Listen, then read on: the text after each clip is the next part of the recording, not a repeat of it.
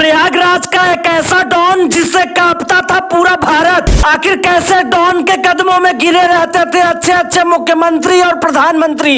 इसी डॉन को बुलडोजर बाबा ने कुत्ता बनाकर नाक रगड़वा दिया। संगम नगरी यानी प्रयागराज, संगम का नाम तब इलाहाबाद हुआ करता था। संगम के तट का पानी शीशे की तरह साफ हुआ करता था। इलाहाबाद विश्वविद्यालय का नाम पूरे विश्व में गूंज रहा था। 1980 के दशक में प्रयागराज बदल रहा था, या यूं कहे कि नया रंग रूप आकार और सियासी आवरण अख्तियार कर रहा था। नए कॉलेज बन रहे थे, नए नए उद्योग स्थापित हो रहे थे, बड़े बड़े सरकारी ठेके बट रहे थे। इलाहाबाद के छात्र नेता और शहर के दबंग लोगों में दौलतमंद बनने की चाहत बुलंद हो रही थी। इसी दौर में जकिया मोहल्ले में रहने वाले फिरोज तांगे वाले का बेटा अतीक अहमद सुर्खियों में आता है। 1989 में फिरोज तांगे वाले का बेटा और चकिया मोहल्ले का वह लड़का अतीक अहमद परीक्षा में फेल हो जाता है। पिता इलाहाबाद में ही तांगा चलाते थे, लेकिन बेटे के सिर पर जल्दी अमीर बनने का जुनून सवार था। महज 17 साल की उम्र में अतीक अहमद पर हत्या का आरोप लगा। इसके बाद उसके गुनाहों का धंधा वक्त के साथ साथ फलता और फूलता रहा। वो चकिया और आसपास के इलाकों में रंगदारी वसूलने लगा। लेकिन उस दौर में एक और शख्स भी था जिससे अतीक अहमद की दबंगई अखरने लगी थी। पुराने इलाहाबाद में उस समय चांद बाबा के नाम का खौफ हुआ करता था। लोग बताते हैं कि उस वक्त पुलिस भी उस दबंग के इलाके में जाने से डरती थी। अगर कोई पुलिस वाला गलती से चला भी गया तो चांद बाबा के गुंडे उसे पीट कर ही वापस भेजते थे।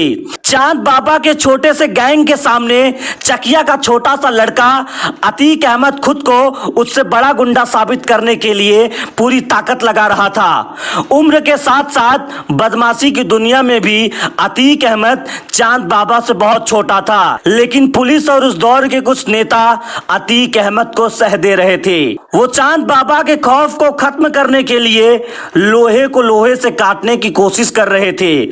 स्थानीय पुलिस नेता और बदमाशों की इसी कॉकटेल के दम पर वह जुर्म का सौदागर बनता चला गया। बाहुबली और 80 से ज्यादा मुकदमे में आरोपी अतीक अहमद के दर्जनों किस्से हैं। कहते हैं गुनाहों की दुनिया में जाने से पहले उसने अपने संबंध इतने मजबूत कर लिए थे कि एक बार जब पुलिस उसे उठाकर ले गई तो उसने वह कर दिया जिसकी उसे उम्मीद नहीं थी। 1986 की बात है, उत्तर प्रदेश में वीर बहादुर सिंह की सरकार थी, प्रधानमंत्री थे राजीव गांधी। चकिया के अतीक अहमद का गैंग पुलिस के लिए बहुत खतरा बन चुका था। उस वक्त पुलिस उसे और उसके लड़कों को गली गली खोज रही थी। एक अचानक से पुलिस ने अतीक को उठा लिया, लेकिन पुलिस उसे थाने लेकर नहीं गई। किसी को खबर नहीं लगा कि आखिर हुआ क्या। सबने समझा अतीक का काम तमाम हो गया है। लेकिन तभी दिल्ली से एक फोन आया। बताया जाता है कि वह फोन एक सांसद का था जो उस समय के पीएम राजीव गांधी के बेहद करीबी था। दिल्ली से फोन आया लखनऊ, लखनऊ से फोन किया गया इलाहाबाद और पुलिस को अतीक अहमद को छोड़ना पड़ा। पुलिस और नेताओं को यह एहसास भी नहीं था कि अतीक सिर्फ चांद बाबा के लिए नहीं बल्कि आगे चलकर कानून और सियासत के लिए बड़ा सिरदर्द बनने वाला था। फिलहाल अभी अतीक अहमद गुजरात के एक जेल में बंद है, लेकिन उसका भय आज भी इलाहाबाद के लोगों के दिल में है।